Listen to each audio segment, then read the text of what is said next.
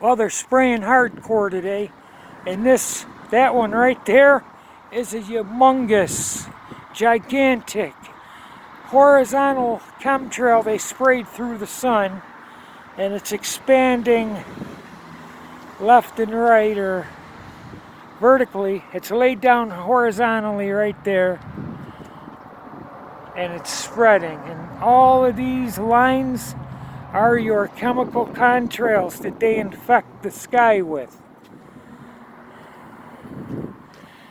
Now, you people need to get ready for 6 and 6:30 to be programmed with your propaganda tonight and conditioning for war.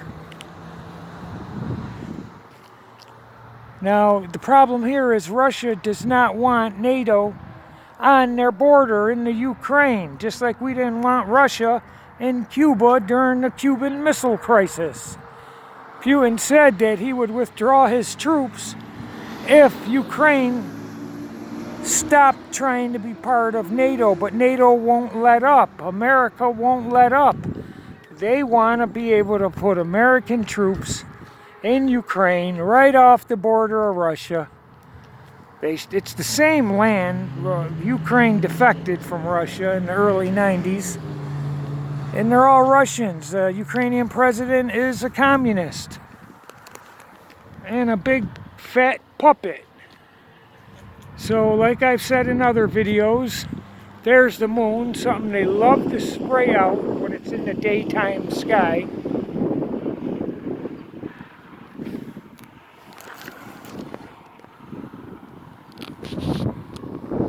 They love spraying that out.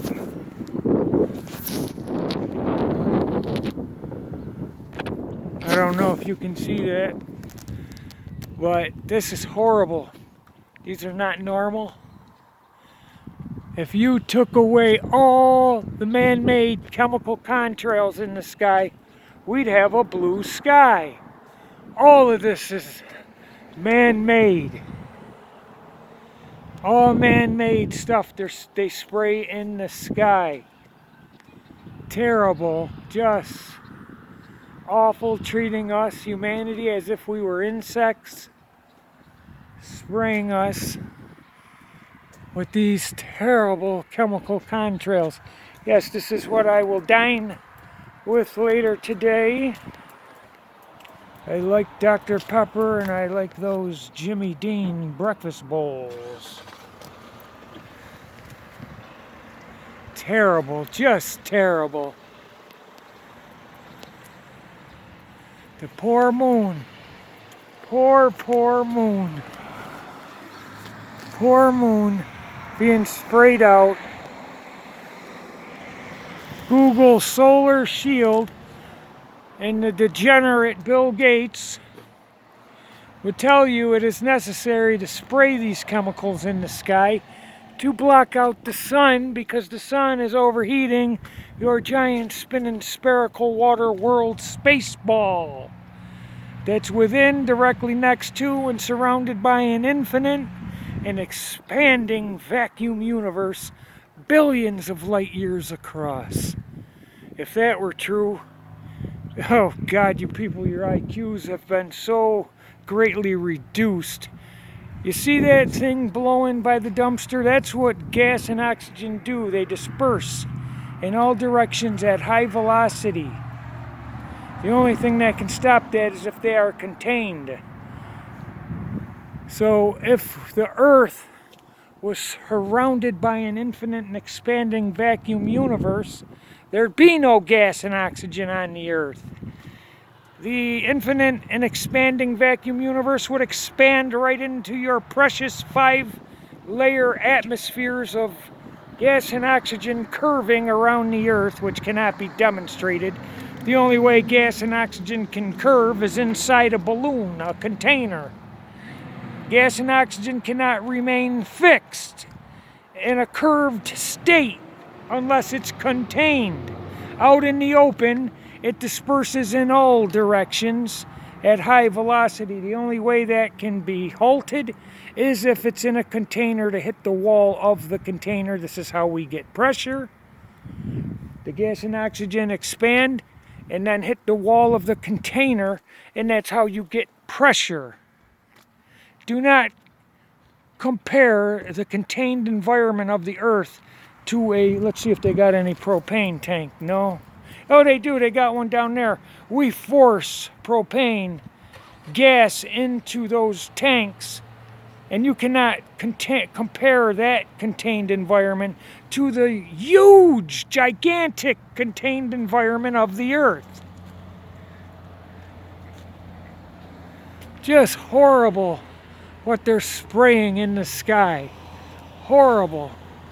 But the Earth cannot be within an infinite and expanding vacuum universe. That universe would expand right into the atmospheres of the Earth. And there cannot be atmospheres of the Earth because gas and oxygen cannot curve. It cannot maintain a fixed state of being curved.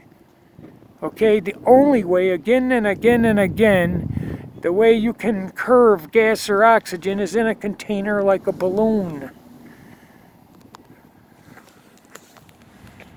Look at that. What kind of clouds are those, pray tell? Run to Wikipedia, run to Google, and do express your programming to instantaneously believe everything you are told, memorize and regurgitate it like a good little zombie. Blah, blah, blah, blah, blah. Physical observable reality contradicts these endless and unverifiable theories we are taught. Why do we only see one side of the moon? Because that's the only side we need to see. It faces Earth.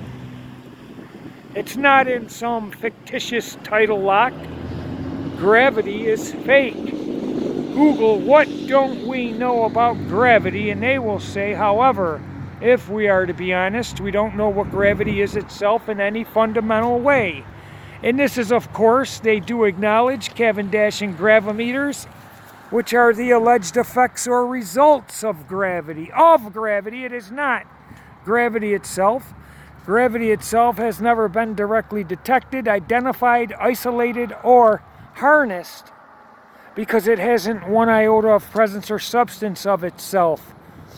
It has never exhibited any known means of propagation of current, field, wave, beam, ray, particle, molecule, or graviton. Gravity fits the exact definition of non-existent. Gravity is a concept. You can believe in what they tell you gravity does, its alleged effects or results, but it is a concept like time, luck, and coincidence. Okay, none have presence or substance.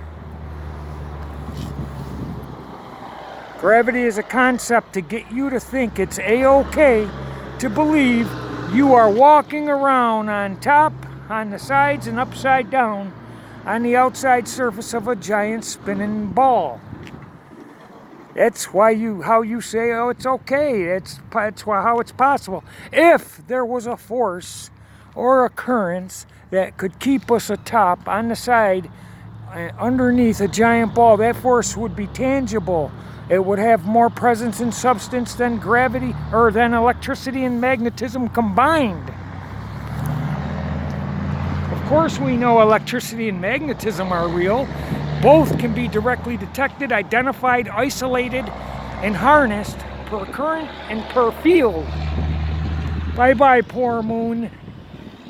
You're being chemtrailed out and all the zombies on the Earth don't notice. Because I'm going to invent a head harness where you can keep your phone in front of your face and always have it there. This is horrible. Gravity is fake. Luck is just a means to steal all your money. When you go in a casino, coincidence, a means to explain away the obvious. Time is a concept. It has no presence or substance. It cannot be sped up or slowed down. It does not have presence or substance. Could you run and walk at the same time? No, you can't do that. And time cannot slow down at altitude while simultaneously running normal at sea level. That is stupid. Time is a concept. Time is what we say it is. Minutes, seconds, days, years. It's all subject to what we say it is. We are stuck in the constant present, whether day or night, awake or asleep.